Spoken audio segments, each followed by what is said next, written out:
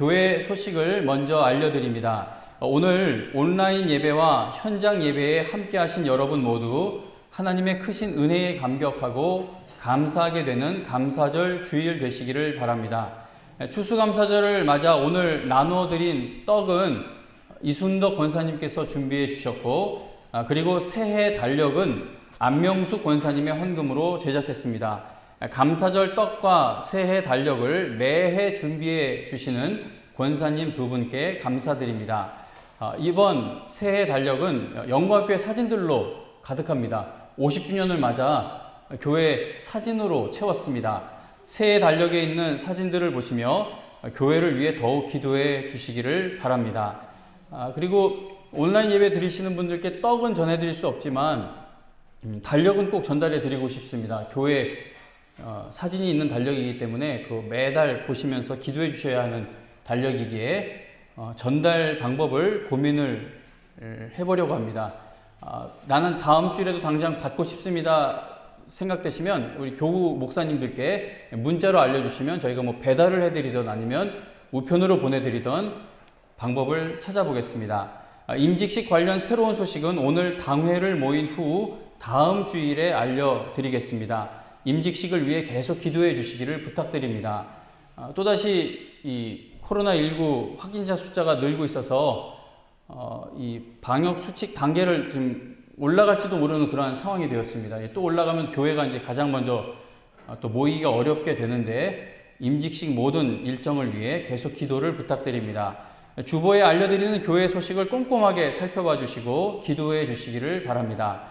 온라인 예배 성도님들은 교회 홈페이지에서 주보를 보실 수가 있고, 주보를 카톡으로 받아보기 원하실 경우에는 교구 목사님께 신청하시기를 바랍니다. 사도신경으로 우리의 신앙을 고백함으로 추수감사 주일 예배를 드리겠습니다. 전능하사 천지를 만드신 하나님 아버지를 내가 믿사오며 그 외아들 우리 주 예수 그리스도를 믿사오니 이는 성령으로 잉태하사 동정녀 마리아에게 나시고 본디오 빌라도에게 고난을 받으사 십자가에 못 박혀 죽으시고 장사한 지 사흘 만에 죽은 자 가운데서 다시 살아나시며 하늘에 오르사 전능하신 하나님 우편에 앉아 계시다가 저리로서 산자와 죽은 자를 심판하러 오시리라. 성령을 믿사오며 거룩한 공회와 성도가 서로 교통하는 것과 죄를 사하여 주시는 것과 몸이 다시 사는 것과 영원히 사는 것을 믿사옵나이다. 아멘. 찬송가 590장, 통일 찬송가는 309장입니다.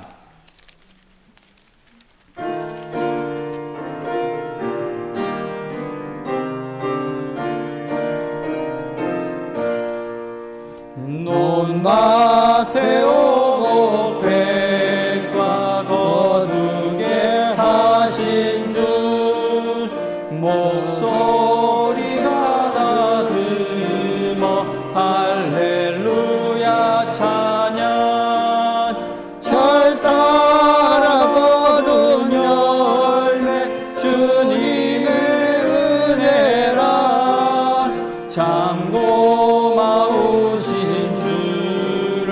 다 찬양하여라. 사막의 샘이 솟아 꽃피게 하시니 시냇물 노래하고 산들은 춤추네. 메마른 모든 땅에 감미를 오곡이 풍성하게 주복을 주셨네. 은혜로 거둔 곡식 주 앞에 바치고 구원을 받은 이모 주님께 바치세. 겸손히 무릎 꿇어 마음을 드리고 생명을 주신 주께 다 경배 드리세. 하나님 아버지 감사합니다.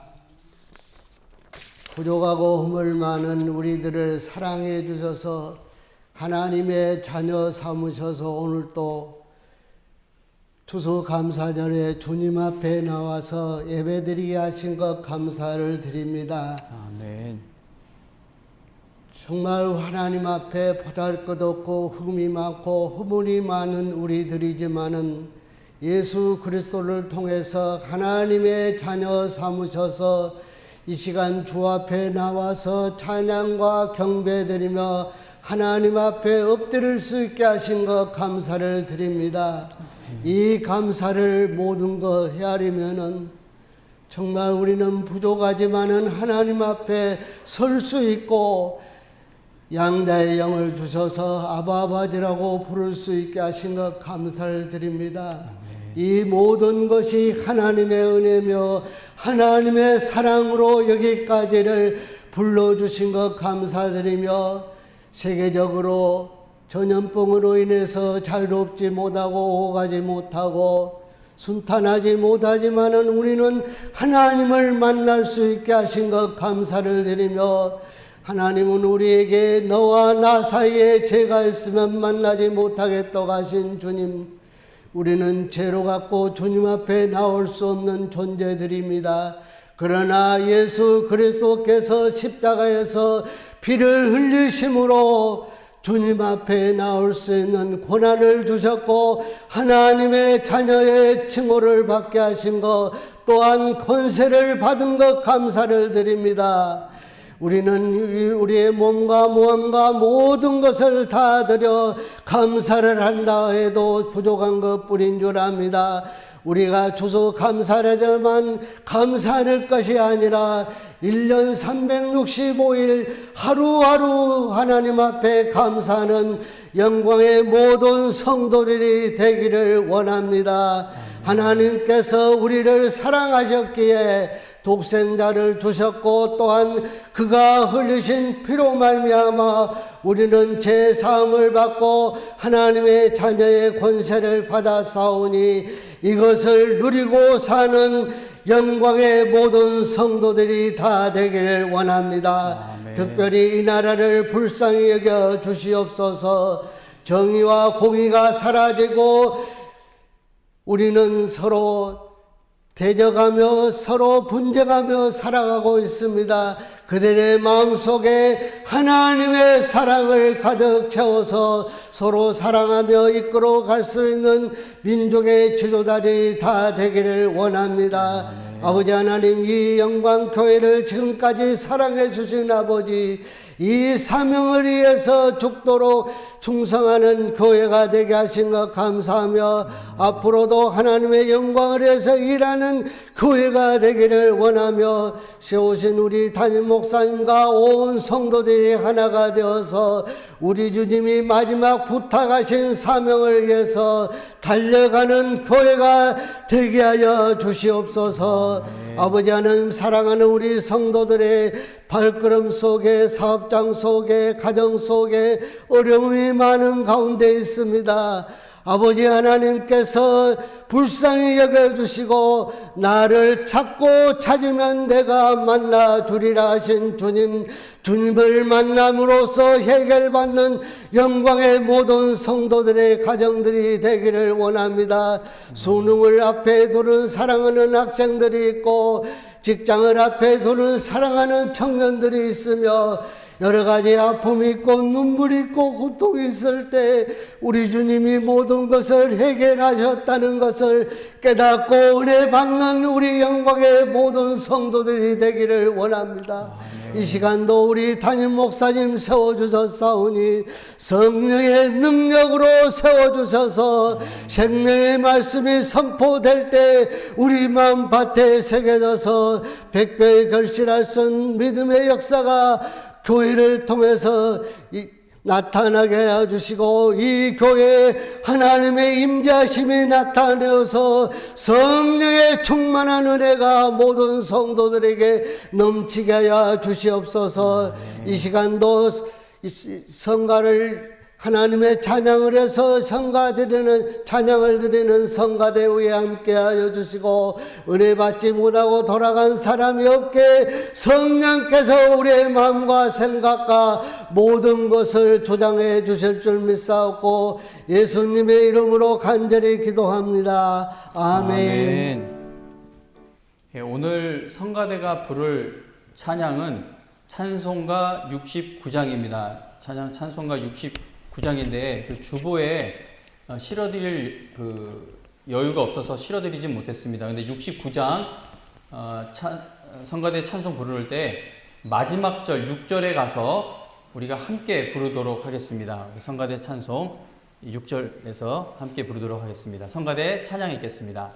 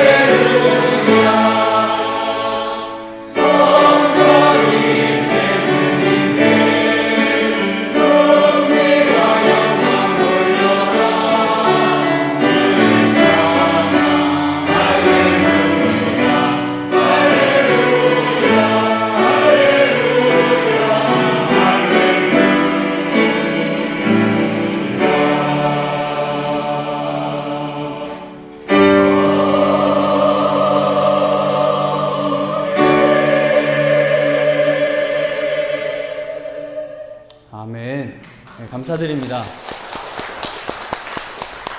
감사절을 맞아 정말 감격스럽게 하나님을 찬양하는 또 이 찬양을 함께 우리가 부를 수 있는 기회를 주신 우리 성가대원들께 감사를 드립니다.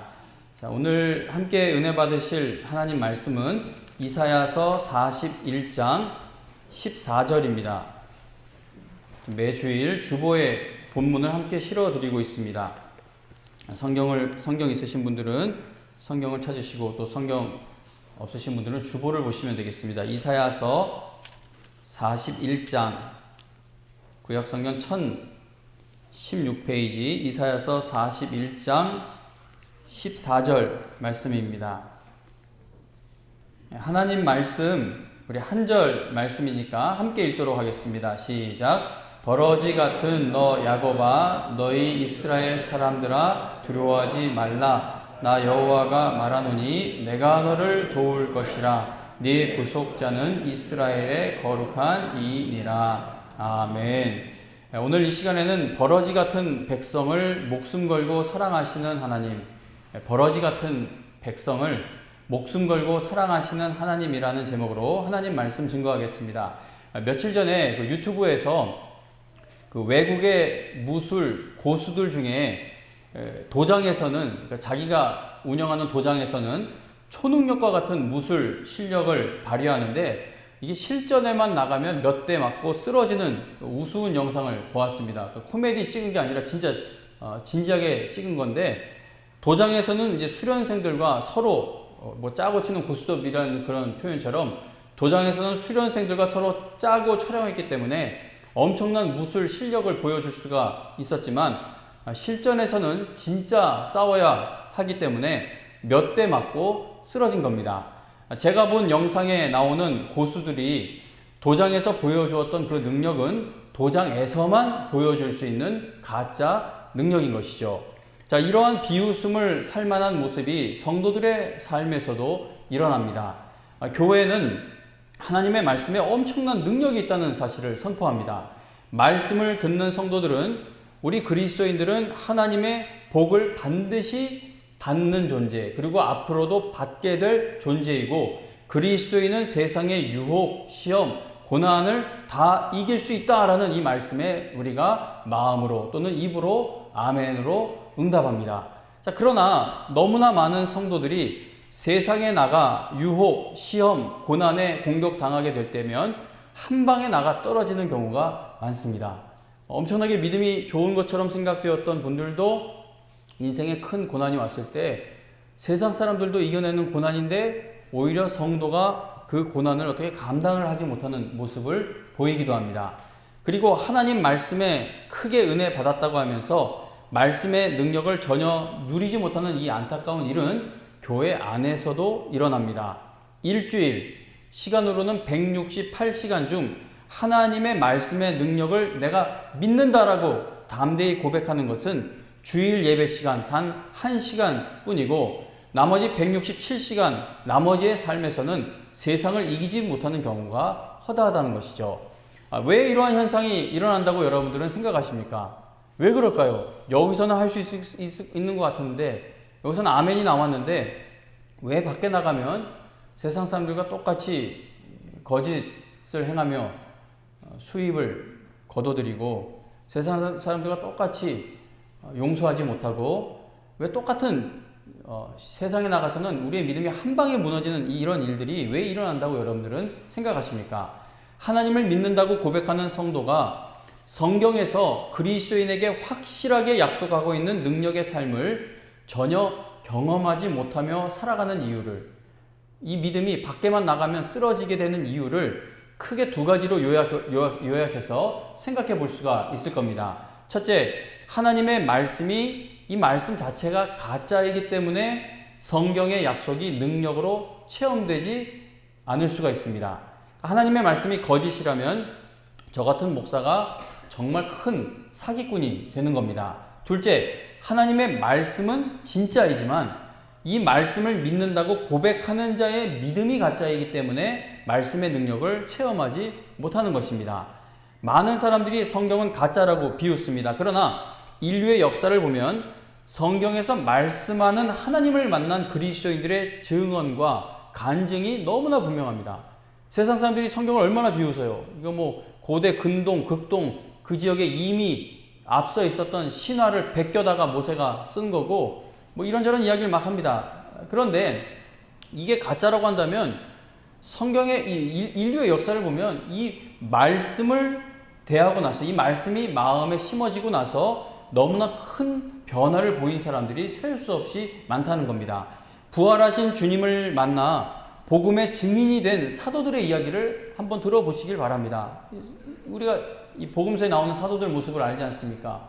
다 도망갔던 자들이에요. 예수님을 배신하고 도망갔던 자들인데 부활하신 주님을 만나고 성령을 받고 나서는 목숨을 걸고 복음을 전하게 됩니다.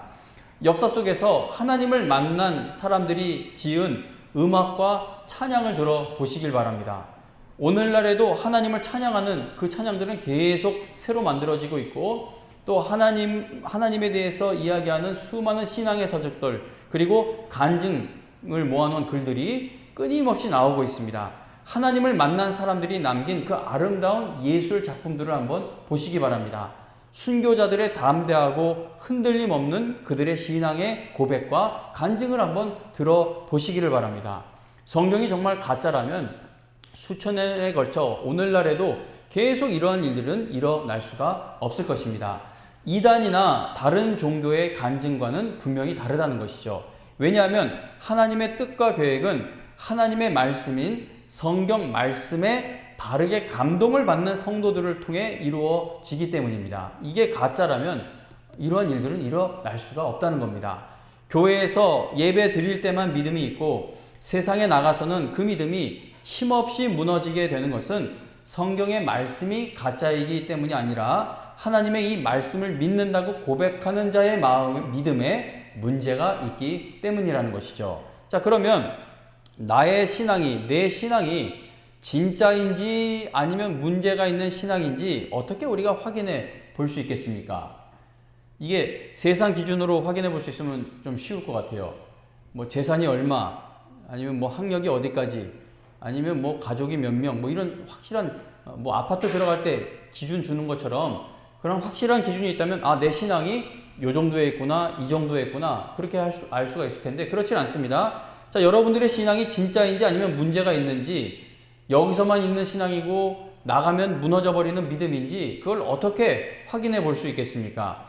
내 믿음이 진짜인지 가짜인지 확인해 볼 수 있는 여러 가지의 방법이 있지만 오늘 이 시간 여러분들께 말씀드리고자 하는 방법은 성경에서 말씀하는 그리스도인의 특징이 나에게 있는지를 살펴보아야 한다는 겁니다. 진짜 믿음을 가진 성도들, 하나님의 말씀에 크게 은혜 받은 성도들도 때로는요, 마음이 막 흔들리고 낙심하고 의심하고 두려워하고 답답해하고 복수심에 불타는 등 영적으로 불안정하게 될 때가 많습니다. 이거는 믿음이 약한 사람들만 이러한 현상이 나타나는 것이 아니라 믿음이 아주 좋은 성도라 할지라도 정말 견디기 힘든 일을 당하게 되면 대부분 다 흔들리게 됩니다. 저도 흔들리고요. 아브라함도 흔들렸고요. 야곱이 흔들렸던 건 두말할 필요도 없고 베드로도 흔들렸었고 성경에 보면 흔들려요. 그래서 난 예수님 믿어서 이런 거 하나도 근심 걱정 아무것도 없다라고 하는 것은 진짜일 수도 있겠지만 착각일 수도 있다고 저는 생각을 합니다. 자, 그러나 어떤 일을 당해도 하나님의 말씀에 소망을 두고 있는 성도는 아무리 흔들리고 흔들리다가도 하나님께서 성경 말씀을 통해 얘야 염려하지 말아라, 두려워하지 말아라, 내가 너를 돌볼 것이다, 내가 갚아주는 날이 올 것이다, 내가 너를 영원히 사랑한다 라고 그 말씀하시는 것을 듣게 되어 다시 힘을 낼 수 있게 됩니다.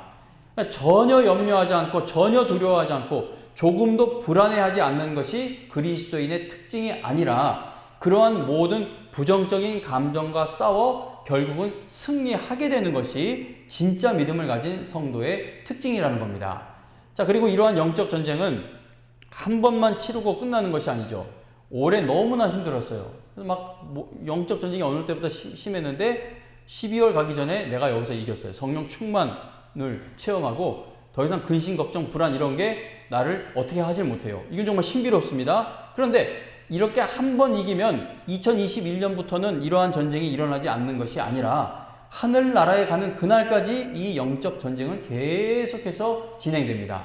하나님의 말씀으로 힘을 공급받아 싸워야 하는 이 영적 전쟁은 이 땅에서 육신을 입고 사는 날 동안은 절대 끝나지 않는다는 것이죠. 그래서 저는 야곱이라는 인물을 정말 좋아하는 게, 야곱은 구원받은 성도가 이 땅에서 얼마나 치열하게 이 육을 입고 있음으로 인해 영적 전쟁에 얼마나 치열하게 임해야 되는지를 우리에게 보여줘요. 그 야곱이 일생 가면서 하나님의 은혜와 사랑을 입고 가면서도 보여주었던 그 부족한 모습이 계속 믿음으로 갔다 불순종으로 갔다 막 그 엎치락뒤치락 하는 모습이 천국 가는 그날까지 이어진다는 겁니다. 구원받은 성도에게 있어 가장 중요한 것은 하나님의 말씀 위에 든든히 서 있는가 하는 문제입니다. 영적 전쟁이 일평생 이어지는 것이라면 우리가 일생 이 땅에 있는 동안 하나님의 말씀 위에 든든히 서 있어야만 넘어지지 않는 것이죠. 그래서 여러분과 저에게 가장 중요한 것은 말씀 위에 든든히 서 있는가 하는 문제라는 겁니다. 우리가 하나님의 말씀 위에 든든히 서 있는지를 확인해 보고 싶다면 우리의 감사하는 수준을 확인해 보면 알 수 있습니다. 성경에서 확실하게 알려주는 그리스도인만의 특징 중에 하나는 범사에 감사하는 능력이죠. 데살로니가전서 5장 18절 너무나 잘 아시는 말씀이죠. 범사에 감사하라. 근데 이 범사에 감사하는 게 얼마나 중요한 것인지 이어서 이야기하죠. 이것이 범사에 감사하는 것이 그리스도 예수 안에서 구원받은 너희들에게서 너희들을 향하신 하나님의 뜻이다라고 말씀합니다. 제가 여러 차례 말씀을 드렸는데 또 드리고 앞으로도 드릴 건데, 제가 여러 차례 말씀드렸듯이 범사에 감사라는 것은 지금 일어나고 있는 일이나 내가 당하고 있는 그 어려운 일 자체를 감사하라는 의미가 아닙니다. 하나님께서 왜 코로나19와 같은 질병이 온 세상을 뒤덮도록 이렇게 놔두고 계시는지 우리는 알 수가 없어요. 그리고 이 질병으로 인해 우리가 당하는 어려움이 얼마나 더 지속될지 또는 악화될지, 그리고 이 상황에서 앞으로 우리가 무엇을 해야 할지 막막하기도 합니다. 제가 어저께 어느 뉴스에서 통계를 봤는데 기독교 관련 매체예요. 봤는데 설문조사를 해보니까 여러 종교에 대해서 질문을 했는데 하여튼 좋은 거는 개신교가 다 차지를 못했어요. 꼴찌예요, 꼴찌. 사람들이 다 예측하기에 개신교가 이 코로나19로 인해서 가장 큰 타격을 받게 될 것이다. 앞날이 어둡다. 그렇게 이야기를 하고 있습니다. 얼마나 교회도 막막하고 세상에 나가 돈을 벌어 먹고 사셔야 하는 여러분들도 여러 가지 어려움이 있을 줄로 압니다. 그런데 성경에서 범사에 감사라는 것은 이러한 코로나19 자체에 대해 감사라는 말씀이 아니라는 것이죠. 범사에 감사라는 것은 코로나19로 인해 내가 먹고 사는 것에 위협을 받게 되었고, 건강에 심각한 문제가 생기게 되었고, 교회가 억울하게 누명을 쓰고 있어도 이 모든 어렵고 어려운 일들이 하나님의 섭리와 주권에서 벗어나지 못하며 구원받은 우리의 영혼을 조금도 건드리지 못하니 이러한 환난을 당하는 그 가운데에서도 하나님을 의지하라는 것이 범사에 감사하는 겁니다. 난 이 사고 당했는데 난 이 사고도 감사해요. 그럼 범사에 감사가 아니야. 사고 당해서 미칠 것 같아요. 죽을 것 같아요. 살맛이 나지 않아요. 그러나 하나님, 이 살맛 나지 않는 절망적인 상황에서도 하나님이 나를 일으켜 세우실 것이니 나는 하나님을 찬양하고 감사합니다. 그게 범사에 감사하는 능력이라는 것이죠. 매우 큰 고난을 당하고 있는 분들 중에는 자신이 당하는 어려움을 공개해서 다른 사람들에게 힘과 위로를 주는 경우가 있습니다. 그러니까 나보다 훨씬 더 어려운 상황에서도 버티고 이겨내는 분들, TV나 이런 데 보잖아요. 그분들이 얘기하잖아요. 나 같은 사람도 사니 여러분도 살 수 있습니다. 힘내세요. 그래서 우리가 그런 거 보면 저렇게 힘든 상황에 있는 사람도 희망을 갖고 사는데, 난 저 사람보다 훨씬 나은 형편에 있으니 나도 희망을 갖고 살아야겠다라는 생각을 갖게 됩니다. 예를 들어 장애가 있는데 저렇게 긍정적으로 살아간다면 사지멀쩡한 건강한 나도 감사하며 살아야겠구나라는 그러한 생각을 할 수 있다는 겁니다. 자, 그러나 성도님 여러분, 이러한 비교하는 감사가 오히려 큰 재앙과 같이 적용될 때가 많습니다. 그러니까 나보다 어려운 사람을 보면서 감사한 것을 찾는다면 내가 가장 어려운 사람이라고 생각될 때는 그냥 무너지는 거예요. 나보다 힘든 사람은 없어. 내가 제일 힘들어. 이렇게 생각되기 시작하면 더 이상 감사할 게 사라져버리게 된다는 것이죠. 저 사람은 걷지 못하지만 나는 걸을 수 있는 2다리가 있으니 감사합니다. 나는 팔이 하나가 없어서 늘 난 불행하다고 생각했는데 저 사람은 팔이 2개가 없네. 나는 하나라도 있으니, 나는 밥이라도 퍼먹을 수 있으니 감사합니다. 이렇게 내가 가진 것의 소중함을 깨닫고 감사하는 것은 이건 뭐 귀한 일이라고 할 수 있습니다. 왜냐면 팔 하나 갖고 불평하고 살다가 다 없는 사람을 보고 나는 그래도 이거라도 있으니 내가 이거를 소중히, 내가 이걸 왜 몰랐을까? 그렇게 깨닫는 거, 그건 중요한 일인 것이죠. 그러나 성경에서 말씀하는 그리스도인의 감사라는 것은 그런 수준의 감사가 아니라는 겁니다. 비교해서, 누구하고 나를 비교해서 얻는 감사가 아니라는 것이죠. 그리스도인은요, 통장에 100억의 현금이 있는 사람이나 통장에 100만 원이 있는 사람이나 감사할 수 있는 근본적 이유는 똑같아야 합니다. 여기 지금 1000억을 가진 사람이 있고 100만 원을 가진 사람이 있다면 1000억 가진 사람의 하나님께 대한 감사가 더 높고 100만 원, 10만 원 가진 사람의 감사는 조금 많이 낮고 그런 차등이 있어서는 안 된다는 것이죠. 왜냐하면 그리스도인이 감사할 수 있는 근본적 원인은 모두 동일하기 때문입니다. 다시 말하면 그리스도인은 내 통장에 100억이 오늘 다 사기맞거나 도둑맞거나 그렇게 사라져도 화병으로 들어 눕지 않고 감사할 수 있어야 한다는 겁니다. 왜냐하면 100억이 내가 범사에 감사하는 근본적 이유가 아니기 때문인 것이죠. 성도가 범사에 감사할 수 있는 것의 원인은 하나님 아버지께 있습니다. 그러니까 성도의 감사가 무너지려면 하나님이 무너지셔야 되는데 하나님은 영원 불변하시고 전지전능하시며 하나님은 스스로 계신 분이시기 때문에 영원하신 분이기 때문에 하나님이 견고하신 이상 성경에서 말하는 그 감사도 우리 마음에 늘 견고할 수 있다는 겁니다. 성도는 하나님께서 이미 나에게 행하신 일이 있고 그리고 하나님께서 이미 나에게 확실하게 약속하신 앞날의 은혜가 있기 때문에 지금 어떤 일을 당해도 그 고통 가운데에서도 하나님께 감사할 수 있는 겁니다. 출애굽한 이스라엘 백성이 광야에서 하나님을 찬양하며 하나님께 감사하는 삶에 실패했죠. 그리고 그들은 감사만 안 하고 그냥 그 실패만 한 게 아니라 하나님을 반역했고 원망과 불평이라는 그 질병에서 벗어나지를 못했습니다. 왜 그랬을까요? 그들이 돈이 없어서 그렇게 됐을까요? 뭐 건강이 없어서 그렇게 됐을까요? 왜 도대체 그들은 원망과 불평에서 벗어나지 못하고 감사할 줄 모르는 모습으로 광야에 있었던 걸까요? 그들은 하나님께서 그들을 위해 베푸신 일, 그리고 하나님께서 그들에게 약속하신 그 언약, 그것을 잊었기 때문에 실패했던 겁니다.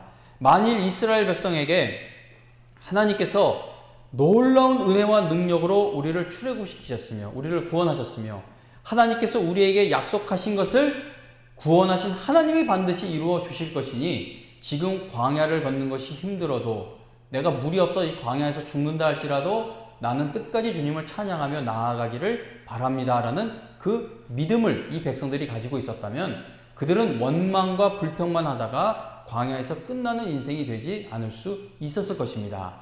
하나님께서 우리를 얼마나 사랑하시는지 성경 전체를 통해 확인할 수가 있죠. 오늘은 이사야서에서 한 곳을 찾아 하나님의 사랑과 은혜를 확인해 보려고 하는데 이사야서 40장 말씀을 한번 찾아보겠습니다. 우리 아까 41장 본문 읽었는데 주보에는 2페이지에 본문을 실어드렸습니다. 40장 6절 하반절 중간 정도에 보면은 모든 육체를 뭐에 비유합니까? 풀이고 그의 모든 아름다움은 뭐라고 합니까? 들의 꽃과 같다고 말씀합니다.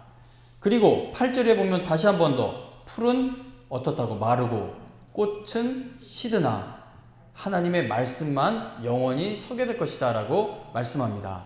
그러니까 하나님께서 우리가 얼마나 연약한 존재인지를 알려주시죠. 그 힘없는 사람이 아무리 무거운 걸 들어봐야 가벼운 거예요. 그 힘없는 분들 무시하려고 제가 힘이 없는 사람이라서 이걸 잘 알아요. 나는 아무리 낑낑대고 들었더니 온 힘을 다해 혈압이 올라갈 정도로 힘을 다해서 들었는데 친구가 오더니 그냥 들어버려요. 그러니까 힘없는 사람은 아무리 무거운 걸 들어봐야 가벼운 걸 들 뿐이죠. 풀과 꽃과 같은 우리가 시들고 말라버릴 버린 것밖에는 없는 우리가 하나님을 위해 아무리 큰 일을 했다고 해봐야 하나님께 보탬될 일이 과연 뭐가 있겠습니까? 이사야서 40장 12절, 계속해서 12절을 보시면 이렇게 말씀하죠.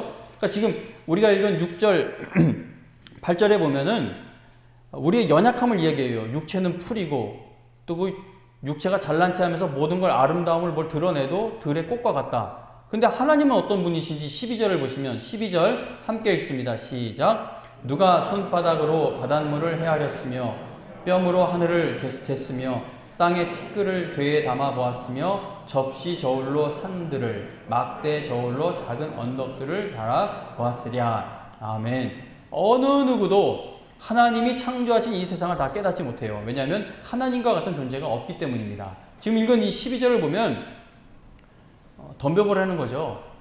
하나님과 같은 분이 너네 손바닥으로 바닷물을 헤아렸으면 우리 물 이렇게 뜨듯이 이거 모르겠어요 무슨 의미인지. 근데 저는 그냥 생각해 볼 때 뭐 물 이렇게 들고 아니면 뭐 이런 물통 같은 데서 들고 그래서 이렇게 물을 옮기기도 하고 측정도 하는데 누가 손바닥으로 바닷물을 헤아렸으며 뼘으로 하늘을 우리 뭐 한 뼘 두 뼘 재지 않습니까? 뼘으로 하늘을 쟀으며 땅에 티끌을 되에 담아 보았으며 접시 저울로 산들 막대 저울로 작은 언덕들을 달아보았냐. 그 무게를 누가 그렇게 측정할 수가 있느냐. 하나님의 엄청난 분임을 말하는 것이죠. 15절에 보면 보라 그에게는 하나님께는 열방이 통에 한 방울 물과 같고 저울의 작은 티끌 같으며 섬들은 떠오르는 먼지와 같다라고 말씀합니다. 그러니까 하나님과 비교할 수 있는 것이 이 세상에 없다는 겁니다. 그러니까 풀과 꽃에 비유되는 우리 육신을 입고 있는 우리와 하나님을 비교해 봤을 때 우리가 하나님께 어떻게 보탬이 될 수가 없어요. 하나님 엄청난 분이시죠. 17절과 18절 말씀을 함께 읽어보겠습니다. 이사야서 40장 17절 18절 함께 읽습니다. 시작. 그의 앞에는 모든 열방이 아무것도 아니라 그는 그들을 없는 것 같이 빈 것 같이 여기시느니라. 그런즉 너희가 하나님을 누구와 같다 하겠으며 무슨 형상을 그에게 비기겠느냐. 아멘. 하나님은 누구의 도움이 필요하신 분이 아니라는 것이죠. 뭘로 하나님을 하나님은 우리가 이 땅에서 아무리 거대한 것에 큰 것에 엄청난 것에 비유를 하려고 해도 그걸로 하나님이 비유가 되질 않으세요. 왜냐하면 우리가 인식할 수 있는 그 이상의 분이 하나님이시기 때문입니다. 28절 하반절에 보시면 28절 하반절에 보시면 영원하신 하나님 여호와 땅 끝까지 창조하신 이는 뭐라고 합니까? 피곤하지 않으시며 곤비하지 않으시며 명철이 한이 없으시다라고 말씀합니다. 그러니까 우리가 하나님께 쓰임 받는다는 것은 하나님이 하시지 못할 어떤 일을 대신해 드리는 것이 아닙니다. 그래서 직분 받으시는 여러분, 그리고 앞으로 또 언제가 될지 모르지만 직분 받기를 소원하고 계시는 여러분, 내가 그래도 하나님께 이만큼 뭘 해드릴 수 있으면 직분 받겠다. 그거는 귀한 마음이기도 하지만 한편으로는 교만한 마음일 수도 있어요. 우리가 아무리 뭐 애써봐야 하나님 앞에 뭘 얼마큼 해드릴 수 있겠습니까? 그러니까 우리가 하나님께 부름받는 것, 직분 받는 것, 쓰임 받는다는 것은 하나님이 하시지 못할 일을 어떤 일을 대신해 드리는 것이 아니라는 겁니다. 우리가 하나님께 쓰임 받는다는 것은 하나님께서 나와 함께 일하기를 기뻐하셔서 하나님의 일을 수행할 능력이 없는 나를 구원해 주시고 그리고 성령께서 나를 쉬지 않고 돕게 해 주시는 것을 의미하는 겁니다. 하나님이 우리로 인해 힘을 내실 수 있는 것이 아니라 우리가 힘을 내야 하나님께서 덜 피곤하게 일하실 수 있는 것이 아니라 그와 반대로 하나님 때문에 우리가 하나님의 일을 할 수 있는 것이고 하나님 때문에 우리가 하나님의 일을 할 수가 있다는 겁니다. 29절부터 31절 뭐 너무나 유명한 말씀인데 29절부터 31절을 한번 함께 또 읽어보겠습니다. 시작. 피곤한 자에게는 능력을 주시며 무능한 자에게는 힘을 더하시나니 소년이라도 피곤하며 곤비하며 장정이라도 넘어지며 쓰러지되 오직 여호와를 앙망하는 자는 새 힘을 얻으리니 독수리가 날개치며 올라감 같을 것이요 다른 박질하여도 곤비하지 아니하겠고 걸어가도 피곤하지 아니하리로다. 아멘. 자, 하나님이 내가 너 때문에 새 힘을 얻었다. 내가 네 덕에 이걸 했다. 그게 아니에요. 오직 여호와를 앙망하는 자는 새 힘을 얻으리니. 하나님이 우리로부터 힘을 얻기 위해 우리를 부르신 것이 아니라 우리에게 힘을 주시기 위해 우리를 일꾼으로 택하고 부르셨다는 겁니다. 이사야서 41장에 가서 8절에 보시면 이스라엘 백성이 이렇게 말씀하시죠. 나의 종 너 이스라엘아, 내가 택한 야곱아, 나의 벗 아브라함의 자손아 라고 부릅니다. 이게 노예예요, 노예. 하나님이 마음대로 하실 수 있는 거. 막 때리면 맞아야 되고, 버려버리면 버림받아야 되고, 팔아버리면 팔려가야 하는 그런 종. 나의 종 이스라엘아. 근데 그 다음 표현이 뭉클해요. 이런 놈들을 택한 거예요. 나의 택한 야곱아. 그런데 그 다음 표현이 더 가슴 찡합니다. 종이고 택했는데 이제 불러주죠. 나의 벗. 우리가 감히 하나님의 친구가 될 수 있습니까? 나의 벗 아브라함의 자손아. 하나님이 백성을 마음을 다해 부르고 계세요.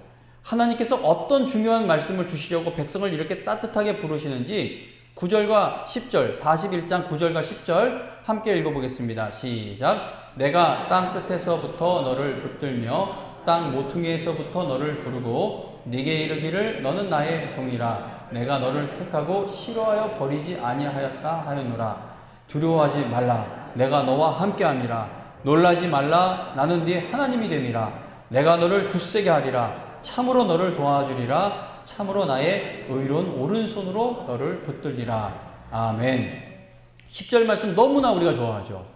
너무나 좋아하는데, 근데 이 10절 말씀에 이 놀라운 복이 우리에게 약속된 것이 10절 바로 이전에 9절 하반절에 보면 내가 너를 택하고 싫어하여 버리지 아니했다라고 했는데, 이거 마음 울컥하는 말씀이에요. 버림받아 마땅한 짓을 여태 내내 해왔어요.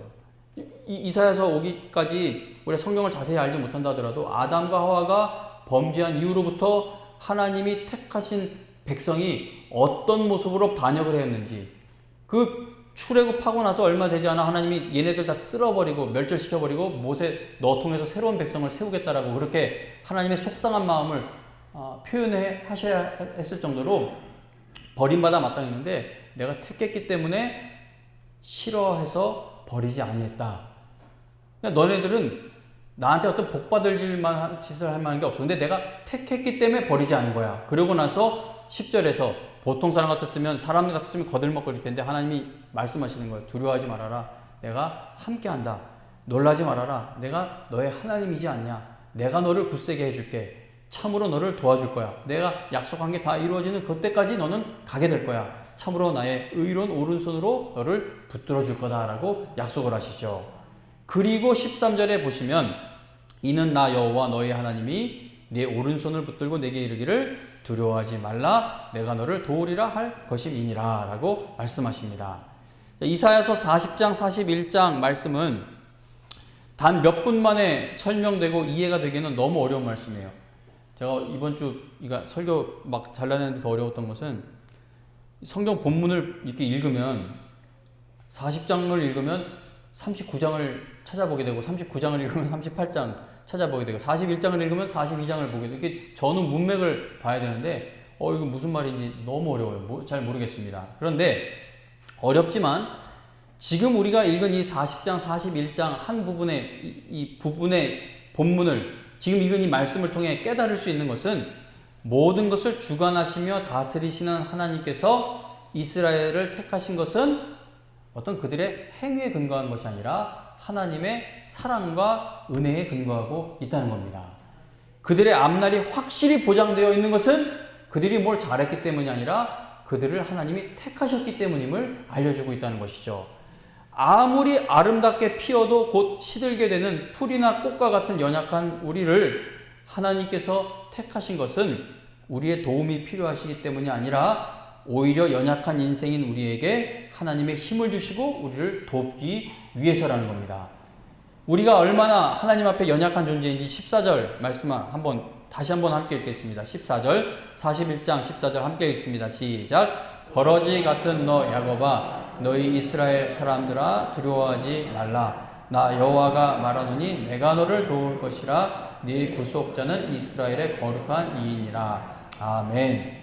옛날 성경, 개역 한글 성경 더 익숙하시죠? 지렁이 같은 너 야곱아. 지렁이 보셨어요? 징그러워요. 쓸모도 없어요. 이 교회 비가 많이 오면 교회 화단에 있는 지렁이들이 전부 나오면 그거 막 얼마나 치우기. 지렁이가 한번 궁금하신 분들은 제가 살려놨다 보여드릴게요. 이따만해요. 좀 목사 뻥치는 거 아니에요. 진짜 잡아 당겨보면 이만해요. 근데 아무리 크고 토실토실해도 쓸모가 없어요. 땅에 물론 토지를 비옥하게 만드는데 지렁이가 쓰임을 받죠. 근데 우리에 아무 소용이 없다는 겁니다. 얘기하는 거예요. 버러지 같은 너 야곱아, 버러지 같은, 지렁이 같은 너 최연아, 지렁이 같은 너 영광교회야. 50주년을 놓고 하나님의 은혜를 계속 이야기하고 싶은 것은 우리 큰일 많이 했어요. 엄청난 일 여러분들 하셨어요. 그런데 그것 때문에 하나님이 우리를 붙드시고 우리가 구원받는 백성으로 여기 앉게 하신 것이 아니라는 겁니다. 하나님의 은혜라는 것이죠. 하나님께서 우리를 택하신 이유, 우리를 택하신 근거, 우리에게 있지 않고 하나님 아버지께 있다는 것을 우리가 지금 보고 있습니다. 로마서 8장 32절에 보면 자기 아들을 아끼지 않고 우리 모든 사람을 위하여 내주신 이가 어찌 그 아들과 함께 모든 것을 우리에게 주지 아니하겠느냐라고 바울이 외치고 있죠. 우리가 하나님께서 우리에게 아들 예수님을 아끼지 않고 보내주셔야 할 만큼 어떤 큰 일을 해드렸을까요? 아들을 하나님이 낳아 주셔야 할 만큼 하나님이 나에게 빚진 것이 있으십니까? 그렇지 않아요. 아들을 주시기로 작정하시고 아들을 주셨을 때 우리는 하나님께 원수된 자들이었고 하나님을 찾을 줄도 알지 못하던 사람들입니다. 각자 다 제 갈 길 가던 사람들이죠. 그런데 하나님께서 우리를 구원하시기 위해 자기 목숨을 내놓으셨다는 겁니다. 우리가 인생에서 겪는 모든 아픔에서 결국은 해방되고 영원한 안식을 누리게 해 주시기 위해서 하나님이 직접 우리의 고통에 뛰어드셨습니다. 우리의 구원과 믿음은 하나님이 주신 은혜인 것이죠. 에베소서 2장 8절과 9절에 보면 너희는 그 은혜에 의하여 믿음으로 말미암아 구원을 받았으니 우리가 믿어서 구원받았다고 하는데 이 믿음이 하나님을 믿게 된 것이 하나님의 은혜라고 합니다. 왜요? 이 믿음이 너희에게서 난 것이 아니요 너희가 만들어낸 것이 아니라 뭐라고 합니까? 하나님의 선물이라. 그러면서 또 더 자세하게 설명해요. 행위에서 난 것이 아니니 이는 누구든지 자랑하지 못하게 함이라 라고 분명하게 말씀합니다. 만일 누군가가 저에게 최현 목사 당신은 죽는 날까지 범사에 감사할 수 있을 것 같나요? 라고 묻는다면 저는 그럴 자신이 없습니다 라고 대답할 것입니다. 만일 누군가가 저에게 최현 목사 당신은 다른 분들의 다른 성도나 세상 사람들의 삶에서 일어나고 있는 저 끔찍하고 고통스러운 일들이 당신에게 또는 자녀들에게 일어나게 된다면 당신은 그래도 여전히 하나님을 찬양하고 감사하는 그 믿음 지킬 수 있을 것 같습니까? 라고 질문한다면 저는 모르겠어요. 자신이 없습니다. 라고 대답할 것 같습니다. 만일 누군가가 저에게 그러면 최현 목사 당신은 이 모든 일에 확신도 없으면서 어떻게 범사에 감사하기 위해 그렇게 매일 힘을 쓰고 있고 어떤 일이 일어나도 범사에 감사하기로 매일 그 다짐을 하고 있고 그리고 저 높은 곳을 향하여 라는 찬송을 가장 좋아하며 부를 수가 있는 것이냐고 물으신다면 제가 확신에 찬 마음으로 대답해 드릴 수 있는 것은 하나님 아버지께서 내 이 불확실한 약함에 강함이 되어 주시기 때문입니다. 내게 능력 주시는 자 안에서 나는 능력이 없고 이거 대답도 못할 그런 모자란 놈이지만 그러나 이 연약한 내게 능력 주시는 자 안에서 내가 모든 것을 할 수 있기 때문입니다 라고 감격에 차서 외치게 될 것입니다. 버러지 같은 지렁이 같은 저이지만 하나님께서는 이런 나를 내가 알 수 없는 이유로 택해 주셨습니다. 하나님의 은혜로 이 쓸데없는 자 왜 택하여 주시는지 성령에 감동케 하시는지 알 수가 없도다. 그리고 나를 택하신 것으로 끝내지 않으시고 아들 예수님을 아끼지 않고 보내셔서 나를 구원하셨고 구원하신 것으로 마치지 않고 이 세상 끝나는 날 동안, 이 세상을 사는 날 동안 나에게 두려워하지 말아라, 내가 너를 도울 것이다, 굳세게 해줄 것이다 라는 이 말씀하시는 하나님의 음성을 끊임없이 듣게 해주시기 위해 성령 하나님을 내 안에 보내주셨으니 나는 하나님의 은혜의 범사에 감사하겠냐, 일생 감사하겠냐? 나는 못해요. 그러나 하나님이 나를 이렇게 붙드시니 나는 하나님의 은혜로 범사에 감사할 수 있을 것을 확신합니다. 이게 모순된 대답 같죠? 나는 나를 보면요, 끝까지 고백을 못할 것 같아요. 신앙 고백을. 그런데 못할 것 같은데 확신이 있는 것은 나는 못하지만 하나님이 하신다고 했으니 이 확신을 갖는다는 겁니다. 심지어 내가 치매에 걸려 내 노년에 주님을 부인하게 되어도, 구원받았어요? 치매가 좀 나쁜 치매가 걸리면 막 욕을 할 거 아닙니까? 너 무슨 소리 하는 거냐고 막 평생 보이지 못했던 그런 눈빛으로 내 사랑하는 아내를 노려볼 수도 있는 거고, 그런 병에 걸려 내가 주님을 부인하게 되어도 나를 목숨 걸고 사랑하시는 하나님의 은혜와 사랑으로 하나님이 이미 예비해 두신 본향에 들어가는 은혜의 날을 반드시 맞이하게 될 줄로 저는 확신한다는 겁니다. 내 눈과 내 마음에서 모든 눈물을 닦아주시기 위해 성자 예수님을 아낌없이 보내주셔서 십자가에서 그분의 모든 눈물과 피를 쏟게 하셨으니 나는 그 은혜와 사랑으로 인해 하나님께서 약속하신 모든 것을 얻게 될 줄로 믿는다는 겁니다. 하나님께서 아들을 아끼지 않고 보내주셔서 구원하신 성도는요, 돈이 없어 실패하는 게 아닙니다. 성도는요, 건강을 잃었기 때문에 실패하지 않습니다. 성도는요, 늙었기 때문에 실패하는 게 아닙니다. 그리스도인은 가정의 어려움이 닥쳤기 때문에 실패하는 거 아니고, 그리스도인은 세상 사업에 실패했기 때문에 실패하는 것이 아니라는 것이죠. 그리스도인의 성공과 실패는 범사에 감사하는가에 달려 있습니다. 왜냐하면 범사에 감사할 수 있다는 것은 곧 나를 구원하신 놀라운 성부, 성자, 성령 하나님의 은혜를 날마다 깨달아 가고 있다는 것을 증명해 주는 것이기 때문입니다. 암 투병하던 아들을 하늘나라로 먼저 보낸 지구촌 교회 이동원 원로 목사님이 아들 장례식에서 그 10가지 감사를 전했다는 이야기를 제가 지난번에 설교 시간에 한번 말씀을 드린 적이 있습니다. 이동원 목사님과 같은 모습을 보이는 이 큰 믿음의 성도들을 보면 큰 은혜가 되죠. 정말 하나님은 살아계시구나, 역사하시는구나. 그게 은혜가 돼요. 자, 그런데 성도님 여러분, 저는 이건 개인적인 성향인지 뭔지 모르겠지만 어쨌든 저는 개인적으로는 슬픈 마음을 토하고 울면서 표현하는 믿음의 성도들의 모습에서 더 큰 힘과 위로를 얻습니다. 약 2주 전쯤에 제가 트위터에서 팔로우하고 있는 팀 첼리스라는 캐나다에서 목회하고 계시는 외국 목사님 한 분이 대학교를 다니고 있던 아들이 자기 지인들, 친구들 이런 사람들하고 운동을 하다가 갑자기 죽은 거예요. 갑자기 대학생 아들이 죽게 된 슬픈 소식을 이제 SNS에 이제 올립니다. 팀 목사님은 하늘에 간 아들을, 제가 이거 번역이 잘 안 돼서 영어로 읽어드릴게요. 하늘나라에 간 아들을 My dear son, my sweet son, my kind son, my godly son, my only son. 그냥 제가 그냥 의역을 하면은 내 사랑하는 아들, 내 사랑하는 아들, 내 사랑하는 아들, 내가 정말 사랑하는 아들, 나에게 하나밖에 없는 아들이라고 부르면서 자신의 그 슬픈 마음을 숨기지를 않았습니다. 이 팀 목사님은 기독교 작가이면서 또 이분이 쓴 책이 국내에도 몇 번 번역되어 출간된 걸로 저는 알고 있습니다. 팀 목사님은 글을 많이 쓰는 분인데, 그런데 이분이 지금까지 글을 써오면서 아들의 죽음에 관해 써야 하는 이번처럼 어려웠던 적은 결코 없었다라고 자기의 슬픔을 이야기합니다. 팀 목사님과 이 사모님은 울고 또 울고 더 이상 부부의 눈에서 나올 눈물이 없게 될 때까지 울었다고 합니다. 팀 목사님은 천국 소망을 이야기하면서도 앞으로 이 땅에서 살아가는 날 동안에는 다시 만나게 될 아들이지만 그러나 여전히 이 땅에서 그리워하게 될 날들이 있을 것을 인정을 해요. 그리고 때로는 그 그리움 때문에 잠들지 못하는 밤도 있게 될 것이다 라고 그렇게 인정을 합니다.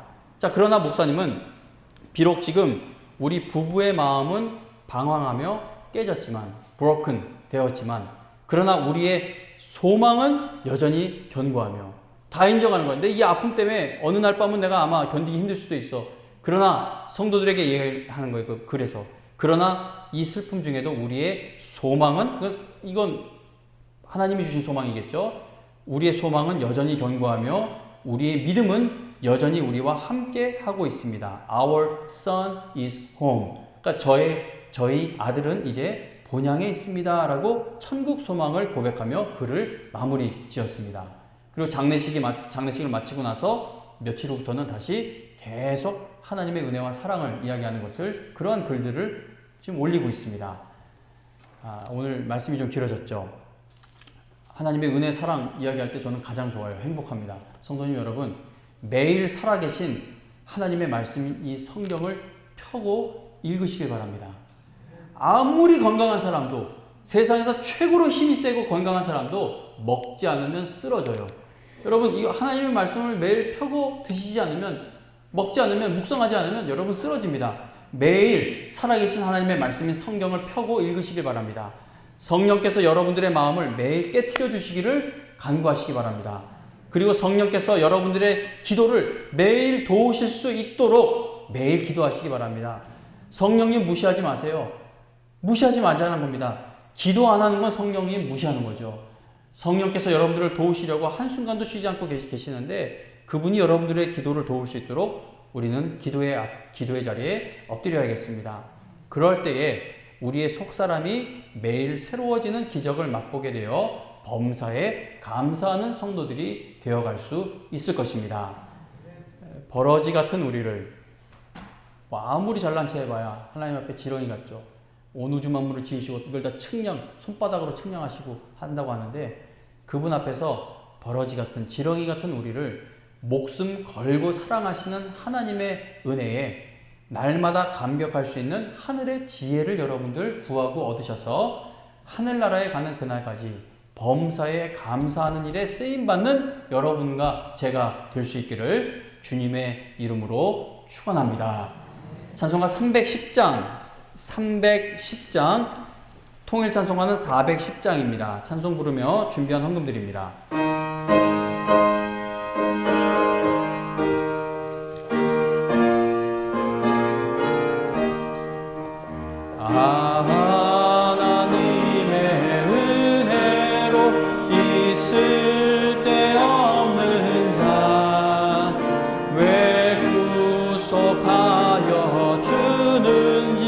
난 알 수 없도다.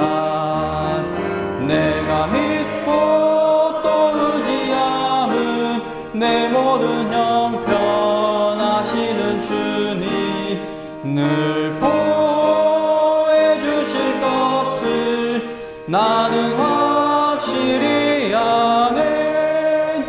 왜 내게 굳센 믿음과 또 복음 주셔서 내 마음이 항상 편한지 난 알 수 없도다.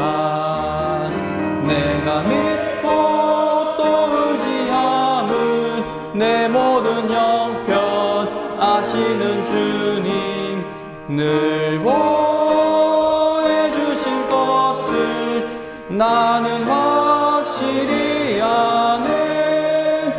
왜 내게 성령 주셔서 내 마음 감동해 주 예수 믿게 하는지 난 알 수 없도다. 내가 또 의지함은 내 모든 형편 아시는 주님 늘 보호해 주실 것을 나는 확실히 아네.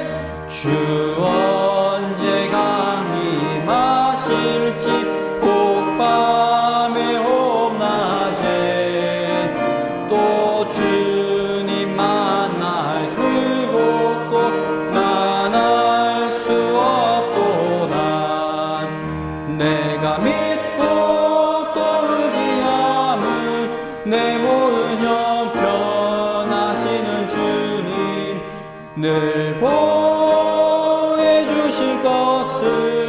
나는 확실히 우리 마지막으로 1절이요. 하나님의